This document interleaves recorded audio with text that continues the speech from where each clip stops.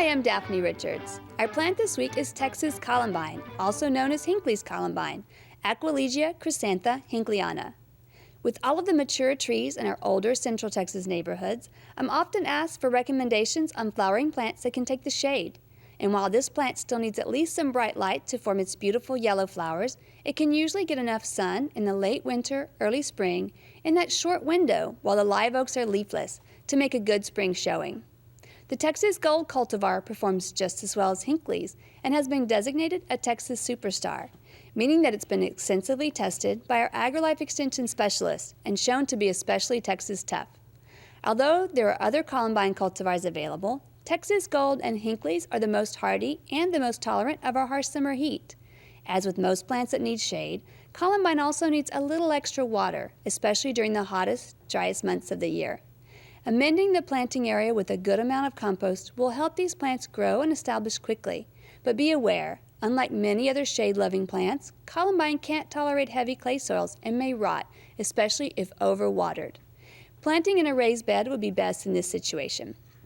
Columbine should be available in 1-gallon containers or 4-inch pots, but don't be fooled by their deceptively small container size. Since columbines fill in nicely to about 2 feet wide, give each plant plenty of space. And for show-stopping beauty, plant them in large, sweeping masses of 3 or 5, perhaps along borders and walkways. Our question this week is one that confuses many people, since conflicting advice is often given. Hedging cenizo plants. Also known as Texas sages, these plants may tolerate being hedged for a few years, but they ultimately don't perform well when pruned in opposition to their natural growth habit. So if you need a shrubby hedge, choose another plant, like maybe southern wax myrtle. Like many native species, cenizos prefer to be left alone or only pruned occasionally to remove twiggy dead stems. You might notice your cenizos struggling and getting leggy and be tempted to hedge them, but this usually means that they've been planted in an area incompatible with their need for bright sun and well-drained soil. Since cenizos don't produce new growth in their interior, hedging them removes most of the viable buds, setting up for a situation of sparse new growth on the outside and non-existent growth on the inside. This eventually creates a plant that looks very strange and with very few leaves and even flowers and lots of airy space.